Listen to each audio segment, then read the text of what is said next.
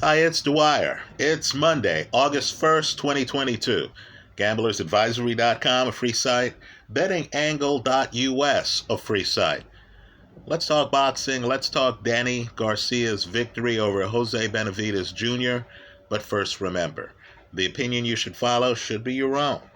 Just consider this video to be a second opinion from a complete stranger online. Now, before I get to the fight, let's briefly mention another fight. Spence against Crawford. Understand that Danny Garcia is one of boxing's best interviews. Garcia has fought Errol Spence, right? Garcia, before this fight, was very chatty. And he gave an interview where he was asked who was the hardest puncher that he has faced. And his answer was a little surprising, given that Garcia is a guy who's been in multiple weight classes. Garcia's response was Lucas Matisse. Right? Lucas Matisse left an impression on Danny Garcia. He went further. He talked about the second hardest puncher he's faced, and that was Keith Thurman. Right? Keith Thurman. Not Errol Spence. So the interviewer did a great job pressing him, and he pointed out that Spence hits hard, but it's a different kind of power than what he faced with Matisse and Keith Thurman. Right? Danny believes that the Keith Thurman of 2017 would give anybody in boxing a great fight. Right? The argument is that Keith Thurman has had some injuries and might no longer be Keith Thurman, even though Keith looked very good in his last fight. Right? Well, that gives Terence Crawford an opening. Understand, Errol Spence hits hard, but it's not Deontay Wilder one-punch type capability. Right? This is the difference, I mentioned it in the last video, between Robert Helenius, who stopped Adam Kownacki twice, and his last opponent who beat him, Ali Demirizin, right, who hits hard but who doesn't have that one punch stop traffic and the fight type power. So Crawford, I'm sure, part of his game plan is going to be what was part of Danny Garcia's game plan for this Benavidez match. It's going to involve movement. In other words, you have more of a margin of error against an Errol Spence than you do a Deontay Wilder. Right? You can be winning a fight against Wilder, as Luis Ortiz has done twice. Get hit with one big bomb and life changes. Even if you get off the canvas, you're not yourself the rest of the fight. I get the feeling with Errol Spence, he needs to touch you a few times. It's a war of attrition. So if you can get on your bike, move, counter, right? Hit him, discourage him, have him confused for a few rounds, have him outside for a few rounds, then you have a chance to outbox Errol Spence. You don't get that opportunity against a Golovkin, against a Canelo, right? Those are guys who will deplete you with one punch, right? Just think about the end of the Kovalev fight, right? So understand, when you're handicapping fights and you hear from a great source, a guy who's actually been in the ring, a vet who's had belts like Danny Garcia, right? A vet who's been in with multiple hard punchers, right? That will give you the insight that, wow, Errol Spence needs to land a few shots on Terence Crawford. If Crawford's not there to be hit, if Errol Spence is not able to put the punches together, to ring the bell, right, then that will make Spence vulnerable. Then in a fight, a boxing match might break out. Let me also make another point that's even more controversial than that. If you asked me to pick the closer, this is shaking up my table, obviously. If you asked me to pick the closer between Errol Spence and Terence Crawford, I would pick Crawford. Right? There are Crawford fights where Crawford has difficulty. Right? Think about the Mean Machine fight. Right? Crawford gets dropped early in that fight.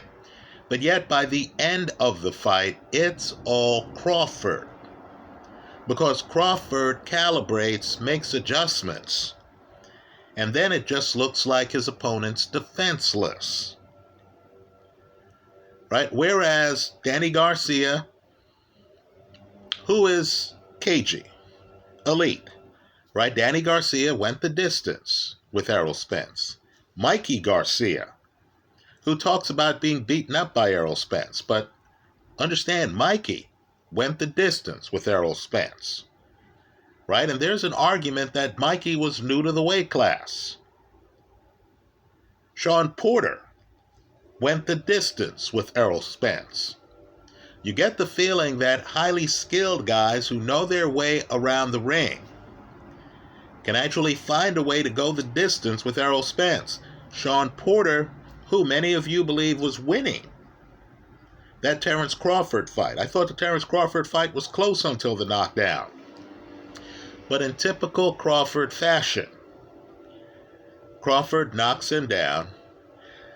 Then when Porter gets back up, you know the rest. Crawford has already solved the puzzle. Right? Porter's corner is ready to throw in the towel. I believe Kenny Porter understood. Uh-oh. Crawford has solved the puzzle. Right? Think about Crawford against Jose Benavidez Jr. Right? That's another fight where Crawford solves the puzzle, starts to dominate the second half of the fight, gets the stoppage in the 12th round. Now let's talk about Garcia Benavidez. You know, let me point out that Benavidez is extremely talented. Right? He's extremely talented. Please don't sleep on his talent. I know many people, I know the announcers doing the fight, were talking about Danny Garcia's counter left hook, which is a great punch. Right? But understand, I can't say that it's better than Benavidez's chopping right hand or Benavidez's left to the body. Right? Those are great punches too. But I believe what you saw in this fight, and Danny looked very good. Very good. I'm a little bit surprised that the Tony Harrison crowd is calling out Danny Garcia. Are you sure you want this? You want to deal with this? You know, Benavidez, the leg injury is an existentialist threat to him against elite fighters. Right, folks? It's existentialist. In other words, Danny Garcia has the faster hands, right? Understand, Danny 5'8", Benavidez a 6-footer, right? Let me stereotype here. Shorter guys, to me, tend to be more coordinated than taller guys. Occasionally, you see a guy like a Tyson Fury, and you say, wow, he's coordinated, until you see him in the ring against a Steve Cunningham or an Otto Wallin. Then you notice there's a little bit of a gap. Right? Think of it in terms of basketball. You know, the guards are cat quick, right? A Ja Morant is cat quick. Very hard to find a big man who is as agile. So here you understand that Benavidez has been bigger than most of his opponents. That's just the way it is. You also understand, and this is a loaded line, apart from the knee injury, that Danny Garcia is in better shape than Benavidez. Right? You're hearing about Benavidez having to lose dozens of pounds for the fight before this one. Then you hear that Benavidez entered the ring for this fight weighing over 170 pounds. And you're doing the math and you're thinking, well, I thought the weight limit was 154. I thought this guy had a weigh-in the day before the fight. You mean to tell me in one day this guy has gained 16 to 18 pounds? Right? You know my preference. My preference is for the guy who is typically around his fight weight. Danny Garcia, in an interview a few days before the fight, and these interviews matter for informational purposes, right? Not to hear the guy brag about how he's going to dust off the other guy, but to get facts. And the interviewer asked Danny about his weight, and Danny said, well, I'm right around fighting weight right now, right? Danny claimed that his normal walking around weight is around 154 pounds. Now, where that matters in the fight is Danny already had the hand speed advantage. Post Benavidez getting shot in the leg, Danny has the foot speed advantage. And understand, and I mentioned this, look at the comments and my responses to the pre-fight video, right? Danny is not bashful in throwing punches. This fight, Danny against a slugger, right? I don't believe that Danny has more power than Jose Benavidez. I know Hall of Famer Al Bernstein during the telecast was saying that Benavidez's last fight went the distance and that guys have been going rounds against Benavidez. Right, I believe that's because of Benavidez's knee. Right, Benavidez has a punch. This would be like Deontay Wilder getting shot in the knee. Right, you don't want to deal with Wilder's right hand. Right, but with the knee injury, Wilder would not be able to get close to you as often as he needed to. Right, so Benavidez has the power. Benavidez has the skills inside in this fight. He doesn't have the legs, and he's in against a guy who this fight, more than 150 power shots. Understand, Danny Garcia against Errol Spence averaged more than 10 power shots around. Right here, he throws even more power shots than that. So Danny's not bashful. Whatever power is coming back at him, Danny is going to let his hands go. This is not the fighter who you're looking at and you're saying, wow, he's really not throwing meaningful punches. No, that's not Danny Garcia. One of the secrets to Danny Garcia is Danny will throw punches. Whether it's Errol Spence, whether it's Jose Benavidez Jr., whether it's Lucas Matisse, who left an impression on Danny, but who Danny beat. No matter how heavy the opponent is punch-wise, Danny's going to throw his. Now, in this fight, Garcia makes some moves that gives him the win. Right, first, the worst place to be against Jose Benavidez Jr. is in the pocket. If you're fighting Benavidez, you have to let legs matter. You have to engage in movement. You also have to play to your advantages. So one of the secrets of this fight is the fact that Danny Garcia, right, a mid-range hooker, is moving more than normal. And when Danny does come in the pocket, right, Danny is throwing jabs with both hands, right, jabs to Benavidez's body. That's the theme in this fight. Garcia, after I thought a rocky start to the fight. Now I understand there's some controversy with the scoring. I would encourage people to look at the early rounds. I thought Danny looked a little shaky in the early rounds. A couple of the judges gave Danny the early rounds. But what the early rounds showed you is that Benavidez in the pocket is dangerous. Right? You don't want to fight Benavidez in the pocket. Right? So what Danny figures out is he needs to move, and he needed to take away Benavidez's body. Right? In the pre-fight video, and the fight did not go the way I thought it would. Right? I thought there was going to be a stoppage in this fight. There was not.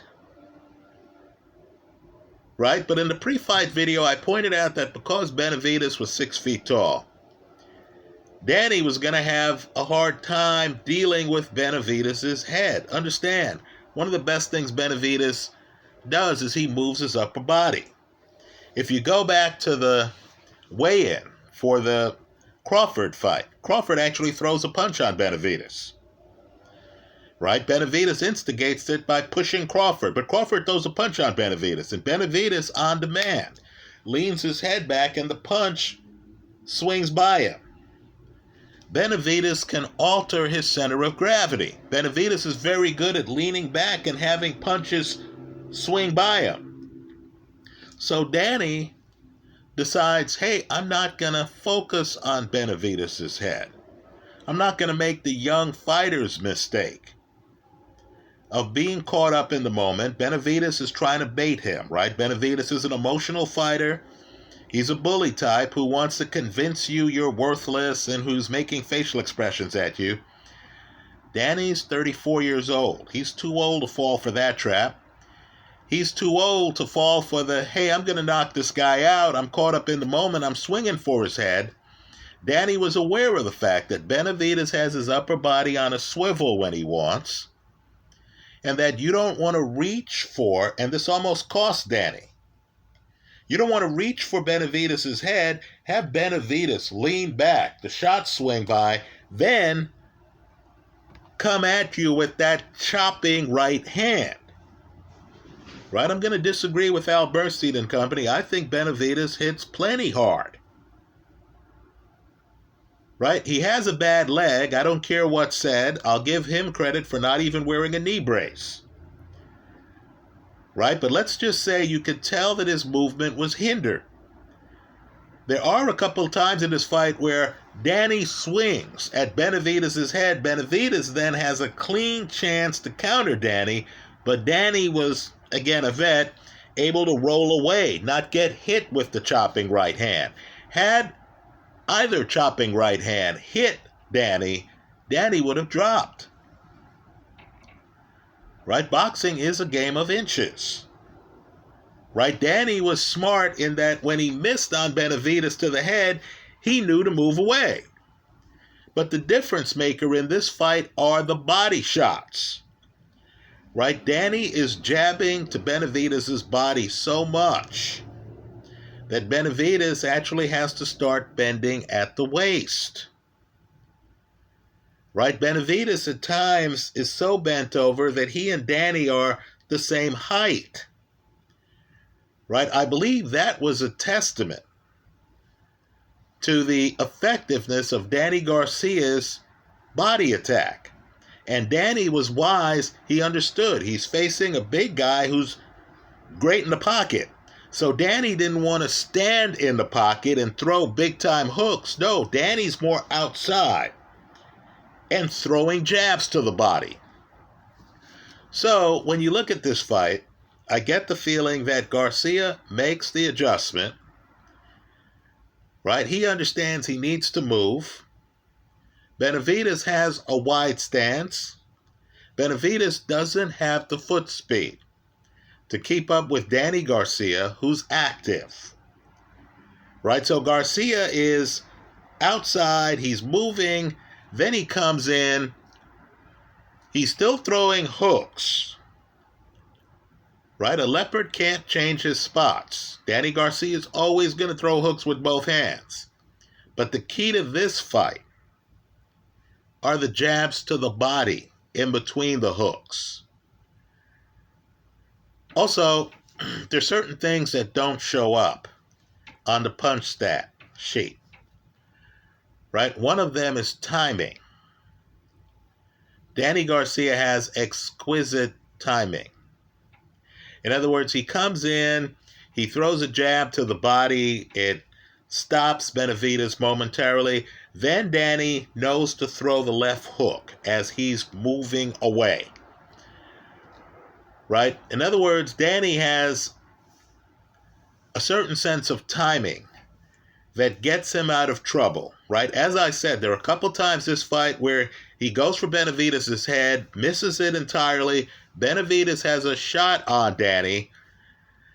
Danny knows it. So Danny, of course, doesn't panic, doesn't linger. He's just moving away. Right? Had Benavidez expected this level of movement from Danny Garcia, he would have thrown that chopping right hand a little bit over. Because Danny, of course, is moving away from the punch. But Danny's timing creates openings for him. Right? He's prepared for the punches Benavidez throws. Let me also point out, too, that Danny has a big advantage here. He's shorter than Benavidez.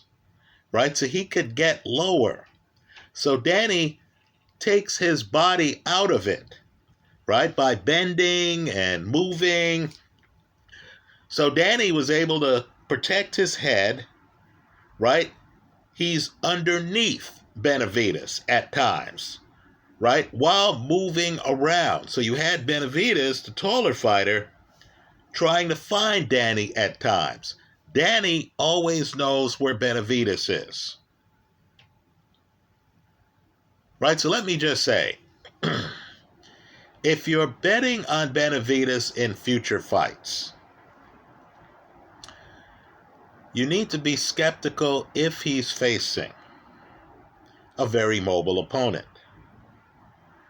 Right, I believe Benavidez would have big-time problems with Jermell Charlo. Right? Charlo just moves too well. Right? I believe the taller guys at 154 and 160, Tony Harrison, would have big problems with Benavidez. Right? Because Benavidez would match them in size.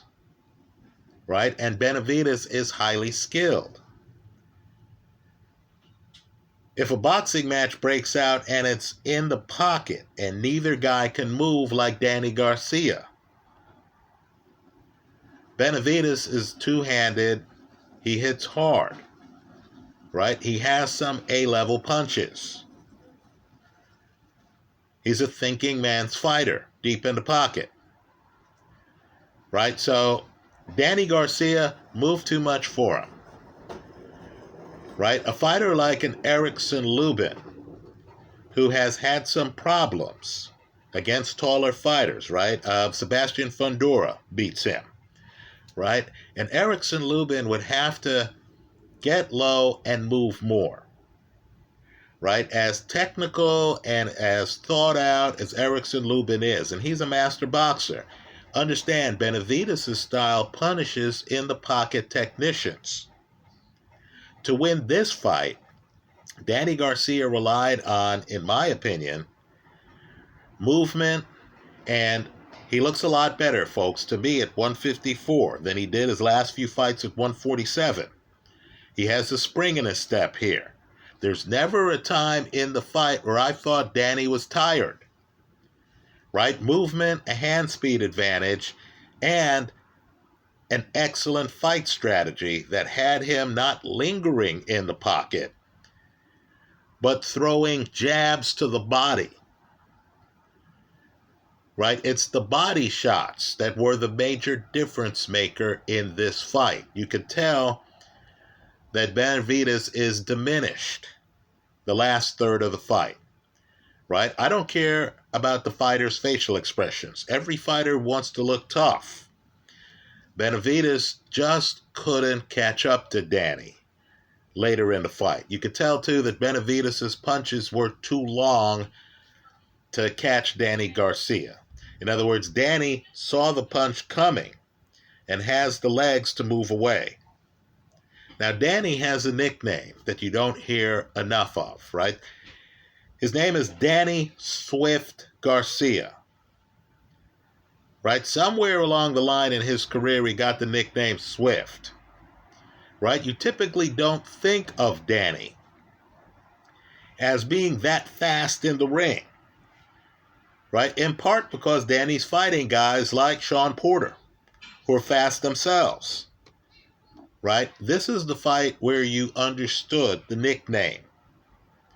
He's faster than Benavidez in every department. His punches are shorter than Benavidez's punches.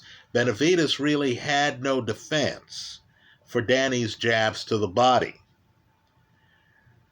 right? Danny didn't have to go shoulder to shoulder with Benavidez.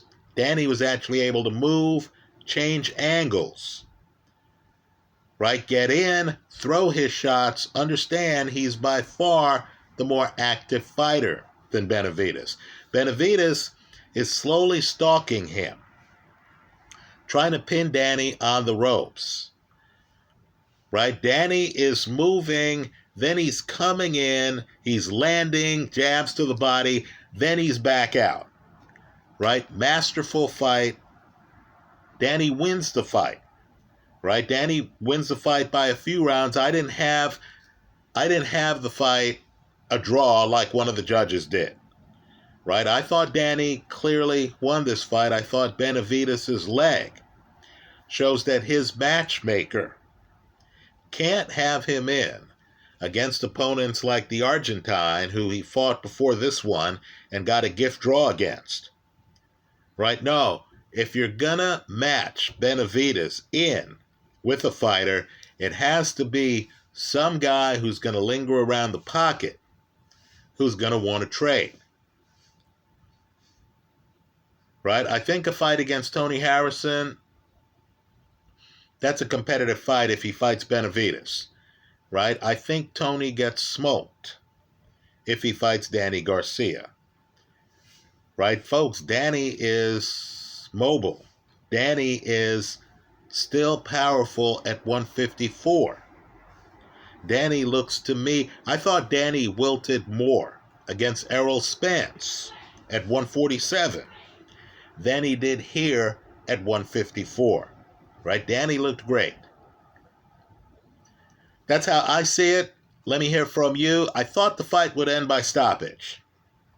I thought there was the possibility that, these guys would actually sit down and trade, right? Danny was wise enough in terms of changing the angles, in terms of letting his jabs to the body be the punch sequence of the fight, right? In terms of not getting pinned on the ropes by Benavidez, who's excellent in the pocket. Danny was wise enough to have the pocket be a mobile pocket, right? And to have the timing to defend against whatever Benavidez was throwing. There was a sizable hand speed gap in this match.